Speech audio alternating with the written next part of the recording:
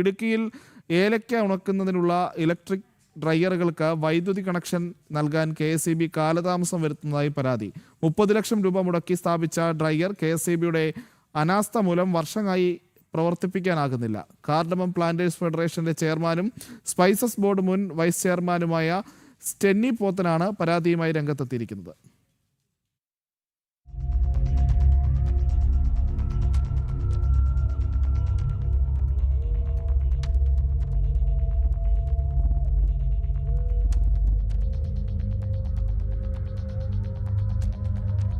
കേന്ദ്ര സർക്കാരിന്റെ PMF-ME പദ്ധതി പ്രകാരം ഒരു വർഷം മുമ്പാണ് സ്റ്റെന്നി പോത്തൻ 30 ലക്ഷം രൂപ മുടക്കി ചൈനയിൽ നിന്നും അത്യാധുനിക ഇലക്ട്രിക് ഏലം ഡ്രയർ എത്തിച്ചത്.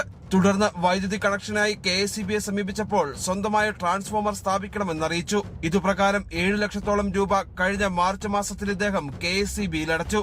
ലക്ഷങ്ങൾ മുടക്കി സ്റ്റോറിലെ പാനലുകളും വയറിംഗും പൂർണ്ണമായി മാറ്റി. എന്നാൽ ട്രാൻസ്ഫോമർ സ്ഥാപിക്കാനോ കണക്ഷൻ നൽകാനോ KSEB തയ്യാറായില്ല. തുടർന്ന് നിരവധി പരാതികൾ നൽകിയതിനൊടുവിൽ ജൂൺ മാസത്തിൽ ഉദ്യോഗസ്ഥർ ട്രാൻസ്ഫോമർ സ്ഥാപിച്ചു. കേബിളുകൾ വലിച്ച് ക്രമീകരണങ്ങൾ പൂർത്തിയാക്കിയെങ്കിലും ഇതുവരെ വൈദ്യുതി കണക്ഷൻ നൽകാൻ കുമളി സെക്ഷനിലെ ഉദ്യോഗസ്ഥർ തയ്യാറായിട്ടില്ല എന്നാണ് പരാതി. കഴിഞ്ഞ വർഷം നവംബർ 20-ാം തീയതി സാങ്ഷനായ വർക്കാണത്. അതിനുശേഷം പല പ്രാവശ്യം റീഎസ്റ്റിമേറ്റ് ചെയ്തിട്ട് നമ്മൾ കഴിഞ്ഞ മാർച്ച് മാസം 2-ാം തീയതി പൈസ ഫുള്ളായിട്ട് KSEBയിൽ അടച്ചാണ്. ഈ മെഷീനാണല്ലോ ഒരുപാട് പൈസയായി. അതിൻ്റെ EMIയും എല്ലാം അടച്ചുകൊണ്ടിരിക്കുകയാണ് എല്ലാ മാസവും. ആ സമയത്താണ് KSEBയുടെ ഭാഗത്തുനിന്ന് ട്രാൻസ്ഫോമർ വെക്കാതെ ഇത് നമുക്കിത് പ്രവർത്തിപ്പിക്കാൻ പറ്റാത്തൊരു സാഹചര്യം ഉണ്ടായിട്ടിരിക്കുന്ന സാഹചര്യം. വിറകിന്റെ ഉപയോഗം കുറയ്ക്കാനും കുറഞ്ഞ സമയം കൊണ്ട് ഏലക്ക ഉണങ്ങിയെടുക്കാനും ഈ ഡ്രയർ ഉപയോഗിക്കുന്നതിലൂടെ സാധിക്കും.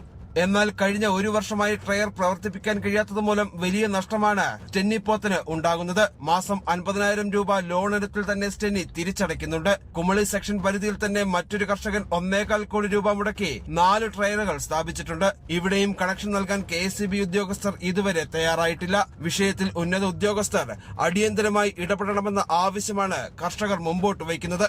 ജനം, ഇടുക്കി.